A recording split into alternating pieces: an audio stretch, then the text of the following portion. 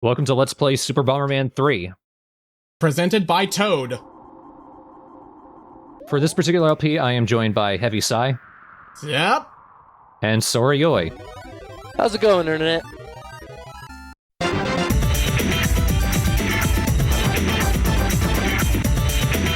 So that is a bitching-ass intro music song. Oh yeah. I can easily see a Bomberman dance video going on here.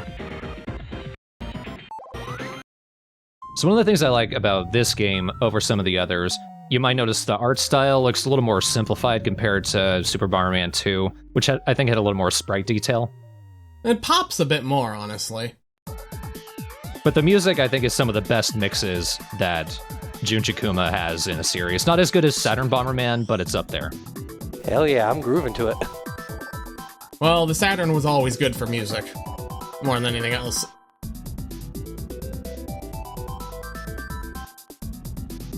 And we have the Wily Saucer, reviving defeated Bomberman foes. Or the Mad Midget 5, whichever you want to think of. Yeah, but it's Bogular from a previous game. I can't remember what game he debuted in, but this, I think, was his second or third appearance, and he's reviving the evil bombers from Super Bomberman 2. Now, if I recall right, don't all those colors show up as friends in the Bomberman Land touch games on the DS? I think. The colors, anyway. I don't know if it's the exact Bomberman. I think the only one that's closest to it would probably be Gold there, because, you know, in touch, he's this huge guy, too. Having stolen the Intel series of Bomberman ships, Bomberman Space HQ sends out its greatest agent to get them back. Getting a weird Kirby vibe with these planets, though. Yeah. A little bit. Especially from Dreamland 3, actually. Especially with how they're arranged in a weird star form. Oh no, don't stand in the fire. Super Bomberman 3 plays exactly the same as all the others. Of course. Only this time, we have Louise. You have a Yoshi. I have a kangaroo, who can jet across the screen. And he goes. But he dies in one touch. Yep. He really is a Yoshi. Oh yeah, but there's more of them. Same one, in fact. Yeah, this Mega is so much like this game. Right down to the blow up these switches to open the exit from the level.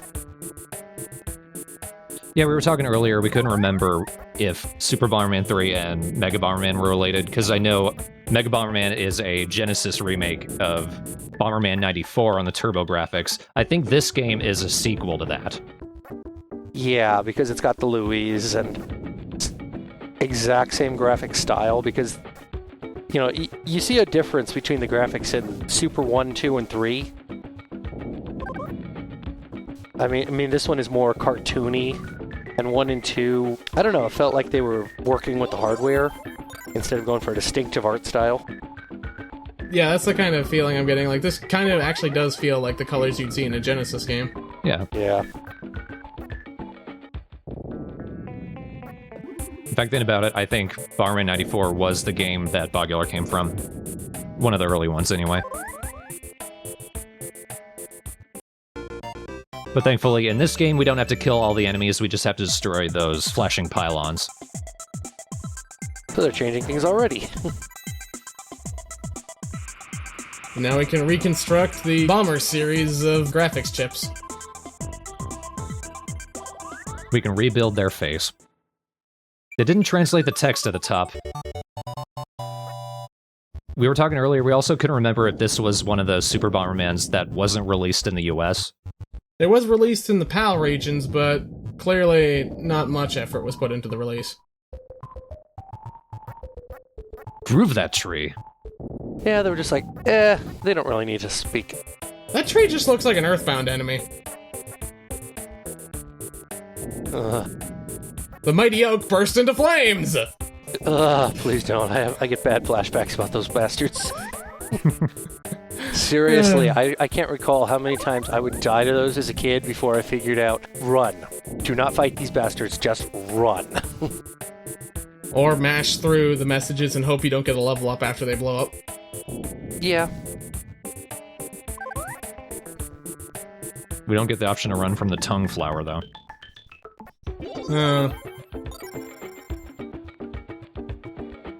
So out of curiosity, do you actually keep some of these power-ups between levels, or do you just lose them for each one? Oh, totally. You do keep them. It depends on the power-up. Yeah, I can see. Okay, I see now. Yeah, like the kick that he just got, that one will stay until he gets hit. In fact, if you die in a later level, you're able to transfer between worlds and individual levels to get power-ups. And if you die in a later one, it might be a good idea to go back and get a power-up that worked especially well for you, like remote bombs. Oh, so it's following in the footsteps of the proud Gradius tradition, where if you die later on, have fun, Scrublord. Well, you keep your amount of bombs and the bomb radius. You just, you lose your special abilities, like walk through bombs, walk through walls. Yeah. I'm sorry, it's just I've played way too many older styled, shooters, where if you ever died, that's literally just, you've lost the game. Even if you have, 40 lives left, stop playing, you've lost. Yeah. I always thought that was garbage, things like that. Oh, and that Louis kicks bombables. The Yoshi parallels are actually really strong now. I was joking. Now we will find a blue one whose ability is to fly over holes. There is a Louis that jumps. Good enough. I believe it's the purple one, though.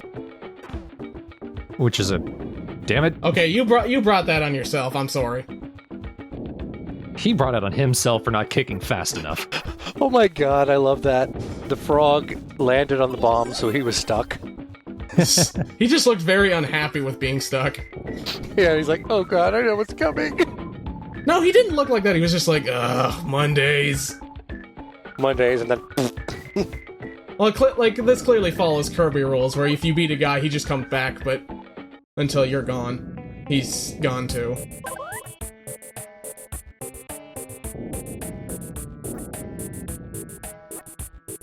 That guy just does not care. It's a job, but he doesn't have to care very much about it. Oh, I know why he didn't care. Yeah, he froze time. Yeah. Yeah, I didn't realize that's what the clock did. I thought it just added extra seconds. From where he was standing, it just looks like he just didn't want anything to do with me. Well, technically it does add extra seconds, because you're not losing them. Yeah, true. So, I just remember from, the first two Super Bombermans, that's what the clock would do. Bomberman and the power of his clock, New York Minute. And we've also got a new enemy here, an actually walking pylon. With 2 hit points instead of 1. Yep.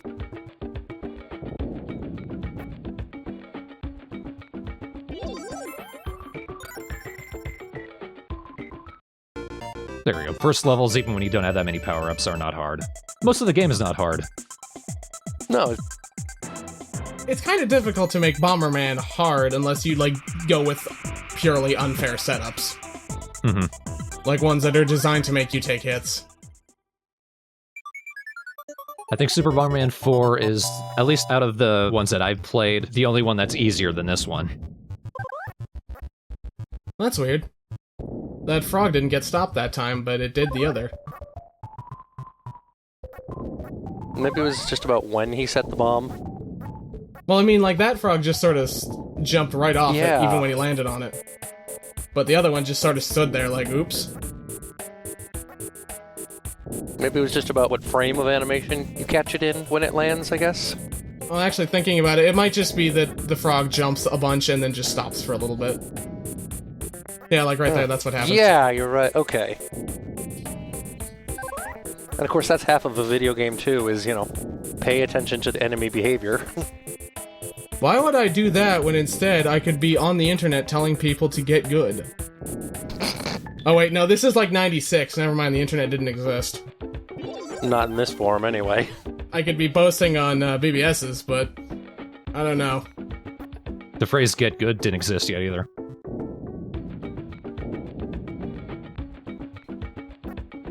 actually kind of weird that looking at how graphics and such evolved, consoles were what drove it in Japan until recently, and computers were basically just that thing you did, like, Excel documents on. Yeah. There's plenty of PC gaming in the UK. Well, yeah, but, like, in Japan, like, PC games were kind of relegated to being either weird porn or... or... Some things never change. Well, no, it would be, like, knockoffs of stuff like Castlevania or anything else. And it wouldn't have, like, its own real original designs. Whereas in, like, in the US, you'd have things like Doom and Commander Keen and things like that that would be their own thing. But in Japan, it was just all weird ports and or copies of stuff on consoles. Like, it's the kind of thing where putting an internet attachment on the PS2 was a sound investment for Japan. Boss time.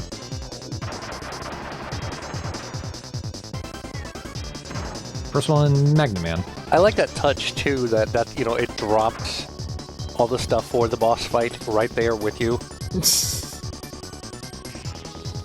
The actual boss you fight is a little bit weird. We don't fight the bombers, they just get transferred into a weird monster. That's his mech. Mecha suit, go! Now he's a crazy fire ghost. Whose weakness is also fire! I just realized I have actually played this because I just remembered this boss. It's just been weeks since I ever touched it. And I remember I almost died to him at first because I was just laughing my ass off at the silliness. I'm pretty sure it gets sillier. It's only silly until it manages to kill you, and then it's a big problem.